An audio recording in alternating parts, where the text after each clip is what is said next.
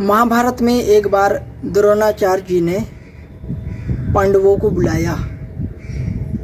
उसमें से अर्जुन भी थे और नकली जो चिड़िया होती है ना, चिड़िया वो पेड़ पे लटका दी।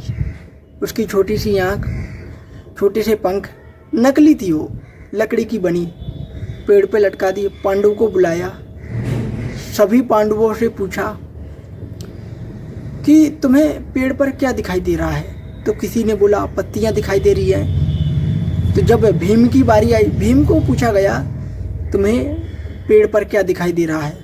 तो गुरुजी मुझे चिड़िया दिखाई दे रही है, फल दिखाई दे रहे हैं, पत्तियां दिखाई दे रही हैं। हर एक पांडव से द्रोणाचार्य जी ने पूछा तुम लोग बताओ क्या दिखाई दे रहा है? तो किसी ने पत्तियां कहा, किसी ने फल कहा, किसी ने पेड़ कहा, किसी ने आसमान कहा, किसी ने धरती कहा।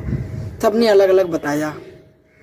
लेकिन जब अर्जुन की बारी आई तो द्रोणाचार्य जी ने पूछा अर्जुन तुम्हें क्या दिखाई दे रहा है?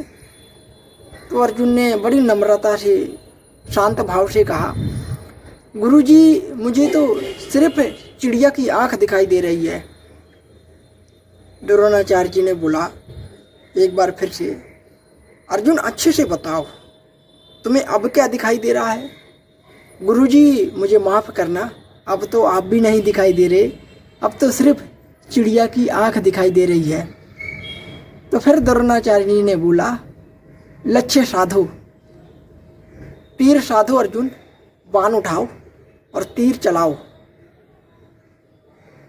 बाकियों से नहीं कहा तीर चलाने, लेकिन अर्जुन से जब अर्जुन ने ये बोला गुरुजी माफ़ करना मुझे तो आप भी नहीं दिखाई दे रहे, तो द्रोणाचार्य जी ने बोला लक्ष्य साधो, तीर चलाओ। और जब अर्जुन ने तीर चलाया तो लकड़ी की डायरेक्ट वही निशाना लगा जहाँ तुमने सुना था।